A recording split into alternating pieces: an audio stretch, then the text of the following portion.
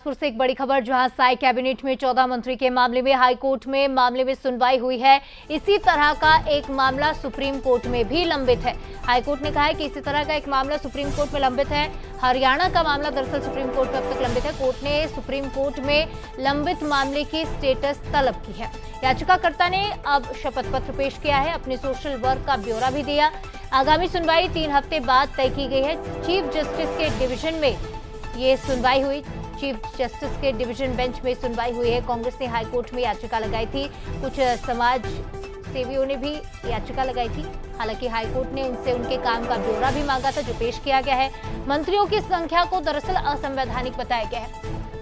और इस खबर पर ज्यादा जानकारी लेंगे, अमन पांडे हमारे साथ फोन लाइन पर जुड़ रहे हैं। अमन, साई कैबिनेट में 14 मंत्री का मामला हाईकोर्ट तो पहुंचा, लेकिन अब स्टेटस रिपोर्ट सुप्रीम कोर्ट की मांगी गई है।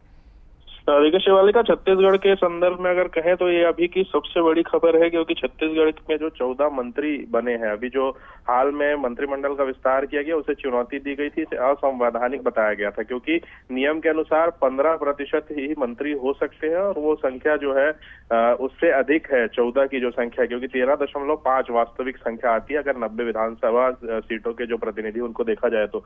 ऐसे में जो है इस याचिका पर आज सुनवाई करते हुए कोर्ट ने जो जानकारी मांगी थी, जो समाज सेवी जिनके द्वारा याचिका लगाई गई है, जो याचिका करते हैं उनके कामों का ब्यौरा मांगा था, उस पर कोर्ट ने टिप्पणी की है कि जो ब्यौरा आपने प्रस्तुत किया उसमें तो न ये पता चल रहा है कि सामाजिक कार्य कब किए गए और न ही ये कि कहाँ किए गए, तो उस पर भी एक टिप्पणी की। और इसके साथ ही जो मामला सामने आया उसमें ये जानकारी निकली कि 2022 का एक मामला सुप्रीम कोर्ट में लंबित है, जो मध्य प्रदेश में मंत्रिमंडल के गठन से जुड़ा हुआ है।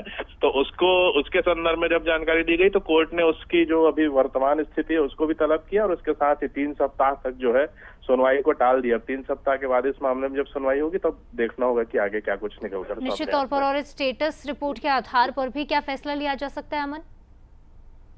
देखिए, स्टेटस रिपोर्ट जो है उसके आधार पर अगर हम अभी देखें तो जब तक सुप्रीम कोर्ट से ये मामला क्लियर नहीं हो जाता तब तक हाई कोर्ट इसमें हस्तक्षेप करने से बच सकता है, ये संभावना है। क्योंकि सुप्रीम कोर्ट जो है वो सर्वोच्च बॉडी है न्यायपालिका की। ऐसे में अगर हाई कोर्ट ऐसे ही समान मामले में अगर कोई फैसला देता है तो कहीं ना कहीं एक गलत कदम इसे न्यायपालिका के तहत माना जाता है। ऐसे में सुप्रीम कोर्ट के फैसले का इंतजार करने तक जो है हो सकता है कि हाई कोर्ट रुके। तो जब तक 2022 के लंबित मामले पर सुप्रीम कोर्ट का फैसला नहीं आ जाता तब तक ये संभव है कि कोर्ट ये कहे कि इसको केस को होल्ड करके रखा जाए। जी ठीक है अमन, तमाम जानकारी के लिए आपका बहुत धन्यवाद।